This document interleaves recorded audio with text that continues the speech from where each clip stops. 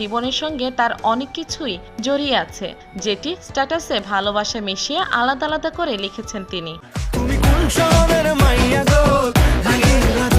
অপু বিশ্বাস বলেন, আমার সঙ্গে শাকিব খানের প্রথম ছবি কোটি টাকার কাবিন। তার আগে তিনি অনেক ছবি করেছেন, কিন্তু এই কোটি টাকার কাবিন ছবি শাকিবের অভিনয় জীবনের টার্নিং পয়েন্ট। শাকিব খানের নায়িকা হিসেবে আমি সর্বোচ্চ 72টি সিনেমায় জুটি বেঁধে অভিনয় করেছি।